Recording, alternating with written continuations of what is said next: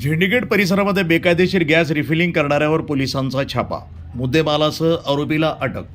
शहरातील झेंडीगेट भागातील बाबा बंगाली गल्लीत उघड्या जागेवर शेडच्या आडोशाला बेकायदेशीरपणे घरगुती गॅस टाक्यांमधनं वाहनांमध्ये गॅस भरणाऱ्या आरोपीला कोतवाली पोलिसांनी रंगेहात पकडले. या धडक कारवाईमध्ये पोलिसांनी 1,27,000 रुपयांचा मुद्देमाल जप्त केला असून आरोपीला ताब्यात घेण्यात आलाय.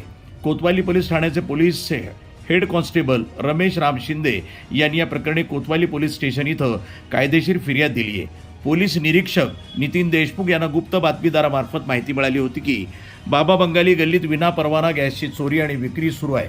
या माहितीच्या आधारे पोलिसांच्या गुन्हे शोध पथकानं 2 पंचांना सोबत घेऊन दुपारी 12:30 वाजण्याच्या सुमारास बातमीतील ठिकाणी अचानक छापा टाकला.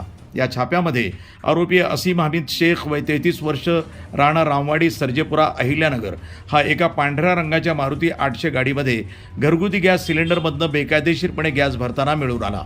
घटनास्थळावरनं पोलिसांनी 1 लाख रुपये किमतीची मारुती गाडी, गॅस भरण्याची विद्युत मोटार, कॉम्प्रेसर, रबरी पाईप, गॅस जोडणीचे साहित्य, वजनाचा काटा आणि भारत आणि HP कंपनीच्या एकूण 8 गॅस टाक्या जप्त केल्या आहेत. सार्वजनिक ठिकाणी कोणत्याही परवान्याशिवाय आणि सुरक्षेची काळजी न घेता गॅस रिफिलिंग करून लोकांच्या जीविताला गंभीर धोका निर्माण केल्याप्रकरणी आरोपी असीम हमीद शेख याच्या विरुद्ध भारतीय न्याय संहिता आणि जीवनावश्यक वस्तू कायद्याच्या विविध कलमानुसार गुन्हा दाखल करण्यात आला आहे. या प्रकरणाचा पुढील तपास कोतवाली पोलीस हे करत आहेत.